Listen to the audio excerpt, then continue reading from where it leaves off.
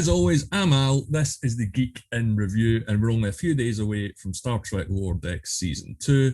But before all that starts, I think it's time we have a quick look back at Season 1, and I'm joined by my good friend Marcelo today. How you doing, man? I'm doing great. Thank you for having me back yet again. At this point, your listeners have to be getting pretty sick of me, I think. I just probably want, they'll probably just ask themselves, how did this Scottish guy and this American guy meet? But it's through what we're going to talk about today, which is Star Trek, in particular Lower Deck. So when we're recording this, season 2 is just about a week away. And how are you feeling? I had a couple of trailers and a teaser, not too much. I am feeling very, very happy and very, very enthusiastic because I've said on multiple occasions that Star Trek Lower Decks was the Star Trek piece of the universe that I never knew I needed, but now I can't live without. Yeah, absolutely. I think I feel the same. I had a few hesitations about it because I think I love Rick and Morty so much that I'd seen so much of the Rick and Morty style in it when I first watched it, especially the first episode in the animation, and it took me a while to sort of turn that off. But my hopes weren't high. But yeah, I think it's one of these strange ones out of all the new Trek shows. It's the one that all the fans kind of like. It's impossible to hate. The thing that I love about it is set in the era of TNG. It has that episodic style that you've been missing on, that you've harped on Star Trek Discovery for not having, because Star Trek Discovery generally doesn't focus on other characters besides Michael Burnham. Yeah, absolutely. It does. It's weird given the fact that it's what 2020 when Lower Deck started and Next Gen finished in 94 and Voyager was 2001, but it still feels fresh to that kind of next gen world, which I think indicates how much love has gone into a show like this. One of my main concerns when I was first aware of Lower Decks was I thought that the creator of Lower Decks was going to make fun of Star Trek and demean Star Trek. But for me, all those concerns went away the second that Mariner pulled Boimler out of his little Captain Heidi closet. What were your thoughts on the trailers? What were you thinking? You said you're worried that we're going to be making fun of Star Trek. The only reason that I thought it was going to make fun of Star Trek is because of who the showrunner was, Mike McMahon, and I only knew him from Rick and Morty. I had been aware that he did the Twitter account TNG season 8, but I never went back to actually read that account. So if I would have maybe gone back to read that account, maybe my feelings of concern would have been pacified, but I didn't do that. So that's why that first scene of Boimler reading the log in his little closet was such a breath of fresh air. I was like, okay, this guy is going to make fun of Star Trek, but he's going to make fun of Star Trek in a way of not belittling it. Absolutely. And what about the start of the show, which is the ship itself? I mean, there was a bit of a, I think it got a bit of a lukewarm reception the first time it was seen because of the design of it. What do you think of Cerritos yourself? I'm not a ship guy, you know this.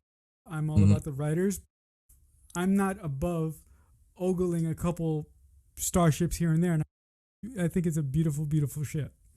When you see it, you kind of think, how does it work? But then all these shows, animated or not, once you see the live-in universe of it, it kind of makes sense to you. I'm not that type of Star Trek guy that sits and wonders about how the ship would work in reality. I just enjoy the writing, the characters, and I accept the sci-fi ness of Star Trek. And if the characters, for whatever particular reason, feel the need to explain to me how the ship works, I'll just buy it. Yeah, absolutely. Even though it's a cartoon, they kind of could do whatever they want in the animated world. They are sticking pretty much to the tech Bible and the physics Bible of Star Trek, which is pretty good. But did you know, are we familiar with any of the cast members going into it, like Tom Newsom or Jack Quaid? Did you seen any of their work before? I was familiar with the actor who plays Ransom because in the early 2000s he had a starring role on a TV show called Crossing Jordan that I was very fond of. Before the show started, I, found out quite out of the blue that he was married to Rebecca Romaine, and Rebecca Romaine to me is very special because she was the original Mystique in the original X-Men. Showing her age with that one, maybe going back Yeah, about 20 years. But yeah, yeah. it's weird how I was having a conversation with this the other week. How I wonder how their relationship goes because one of them does the animated show and one of them does the live action show. So it must be like when they get home, it's like her complaining that she's a terrible day on set, loads of lights, terrible extras, bads, and bad craft services, and he's just like, I was just in the booth and talking to myself, and then I went and pizza and beer. Like, how does that conversation? How does that conversation go for a couple of like? I'm just going. I was just in a room talking to myself because he doesn't have to do like any of the hair and makeup. He can just roll up. You know what I mean? He can basically roll out of bed and crawl into his closet and record a bunch, record a bunch of lines. Mm. But with that being said, I can't imagine how blessed they feel to be in this wonderful Star Trek universe because it must be something that something that the two of them as actors never thought they would get to do at the same time.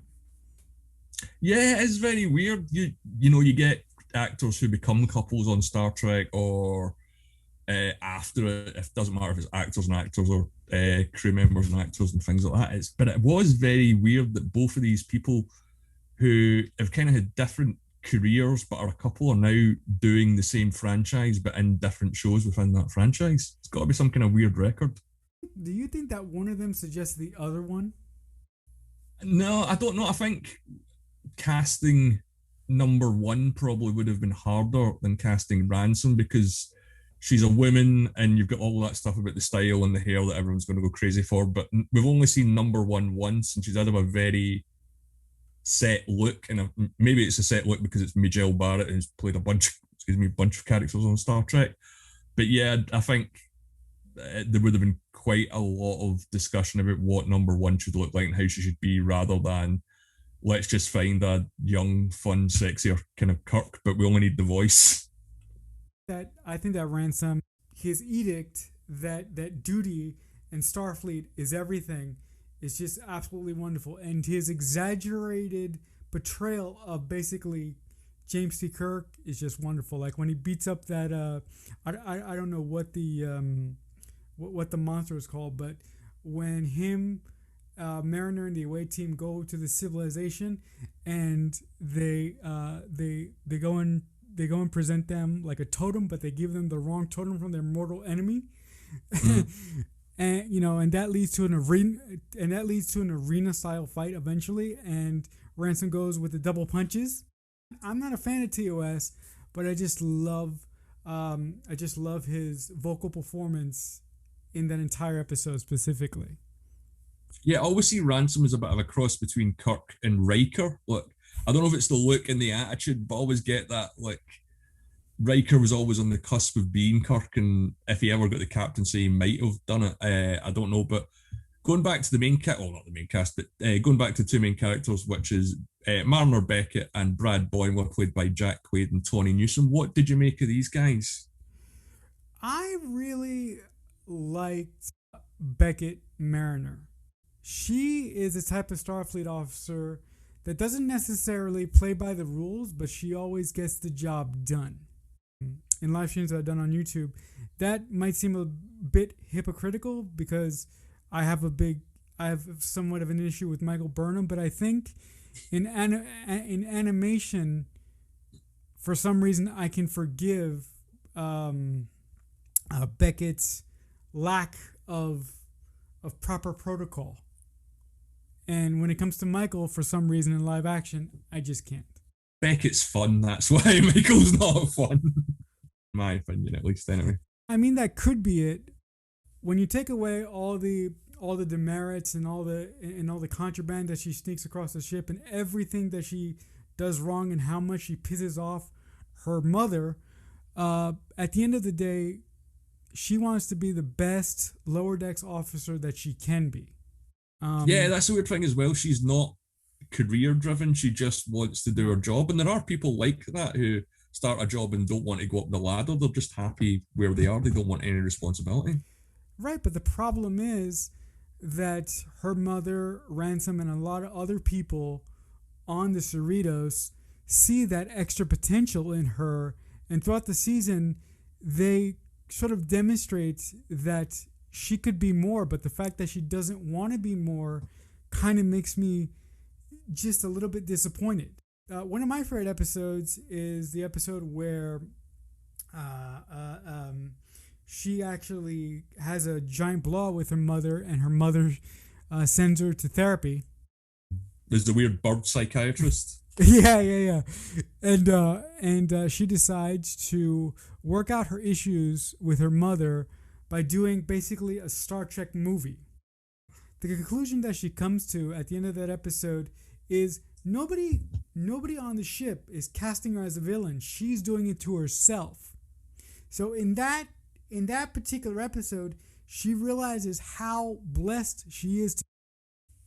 I did like that episode. I watched it again last week, but I kind of insulated myself from Lower Decks before it came out because I didn't know. We only got it in the UK in Was it February or March of this year, and it was October last year. It came out everywhere in the US. So I initially thought that it was Brad Boymore that was going to be the main character, and she was going to be the kind of sidekick. I didn't get that it was going to be the other way about, and I was quite surprised by that, and I liked it. And I did like the reveal of her mother being not the admiral, the captain, as well, because although we've seen families in Star Trek, mostly the Cisco's, we haven't really seen how the dynamic works with adults. We've only ever really seen it with Wesley and his mum or something like that. So it's interesting, but yeah, I think they'll set her up quite well in season two. As you were talking, the only thing that I had running through my head is Beckett gave her mother sort of a beatdown for placating this guy. The episode where they come across the generation ship that can turn inorganic matter into like plants or something. At the beginning of the episode, she has a fight with her mother, and then she sarcastically walks out, giving her the Vulcan salute, like in a hip hop kind of way. And I'm like, and just the way that her mother plays, she goes, Beckett. I just love stuff like that. And Mm. for me to be able to laugh with Star Trek is something that I never thought I would have, and something that I never thought that I would accept. But I really think that it is a testament to Mike McMahon and his love of the property and TNG and specifically that makes me love that makes me love the show the way that I do, and the fact that the TNG era of Star Trek is my favorite era of Star Trek ever, other than the Kelvin timeline. Well, it'll be Yeah. interesting to see if they bring it up. But talking about TNG, we get treated to Riker, Troy, and the USS Titan at the end of season one. And we know they're going to be in at least a few episodes of season two, along with a plate of Tom Paris as well. But what do you hope to see in season two? And are there any voices or actors that you'd like to see back that haven't appeared yet? You know what I want to see back, but it makes no sense. I want to see Yep. the doctor from Voyager, the Robert Picardo. It makes no sense whatsoever, but I would just love to see him pop up as an animated EMH for some reason. Yeah, I could see that happen. It's not in the way the timeline works. They're what 5 or 6 years after Voyager gets home, something like that. So that could happen. Yeah, I think so. I mean, come on. We have Tom Paris's plate. I mean, Mm-hmm. Yeah, I would have much preferred Robert. His name is Robert Duncan McNeil, right? McNeil. Yeah, I would have much rather preferred Tom Paris himself. I'm really excited to see how Boimler acts on the Titan, because all throughout season one, this is everything that he wanted, and I don't want him to sort of wig out every time the Titan comes across a basically a no-win situation or a pressure situation. I mean, he can wig out sometimes, but I would like him to maintain a semblance of professionalism before he wigs out. Or do you think he's just gonna wig out every fucking time? What do you think? I think we'll get probably an episode and a half or 2 episodes of him on the Titan. But yeah, I'm trying to work out how they're going to get him back, because anything that sort of negatively happened to him in the first season, Mariner kind of offset it. You know what I mean? She kind of done something to make it better. Other members of the crew done something to make it better. So it's just, how is he going to get demoted, but then sort of come back? Do you know? Is he just going to be an object of fun? No, I think that he's going to learn to stand on his own 2 feet while serving on the Titan. And I think the decision for him to come back is going to be his own decision. Yeah, I never thought about that actually. But what about then? So we've had the Packlids, we've had the Ferengis, we've had a whole ton of rare, obscure TOS and animated aliens show up in Lower Decks. Is there anything that you'd like to see in Lower Decks that we haven't seen from any of the franchises? But I would love to see that species that took Neelix's lungs out. The Vidians. Yes, the Vidians. I would love to see a comedic bent to the Vidians, because I will never forgive the Vidians for not killing Neelix, because I wanted to kill. Neelix is one of the most annoying characters to me in Star Trek Voyager throughout all of the 7 seasons. All I wanted to do, I wanted to put him in an airlock and push the button and see him sucked out into space. Nothing against the actor. I just don't like the way that he was written. That's a common complaint. There's nothing wrong with that. But yeah, I think I'd like to see a few Voyager species pop up across maybe a few of the shows. I don't really see them doing it in Picard, but with the 1,000-year gap, I think it's a bit more likely we would get it in Discovery. The other character I would like to see, it makes no sense whatsoever. I acknowledge that. I would love to see Kira Nerys again. Yes. I think Julian Bashir would be good, because I think that Kira Nerys was never funny. Bashir could be funny. But now that we're talking about who we want to see in animated form for Lower Decks, you know who I want, right? But I can't have her because she's dead. So I want Dax. Oh, yeah, okay. But I think she was one of the best actors, or certainly actresses for her age. Bring back Esri. That's no. The look on your face said everything there. Like, oh, Esri, oh, please. At this point, I am willing to go on whatever journey Mike McMahon chooses to take me on, and whatever I get, I'm sure there'll be some characters that I wish I would have gotten in specific situations. But I'm just happy that I enjoy a Star Trek animated TV show, because a while back I tried to watch the animated TV show from the 60s and I couldn't do it. I just couldn't do it. There was something about the animation style and I just couldn't do it. So I never thought that I would love an animated Star Trek show until I saw Lower Decks. Well, it has pretty much been a universal hit.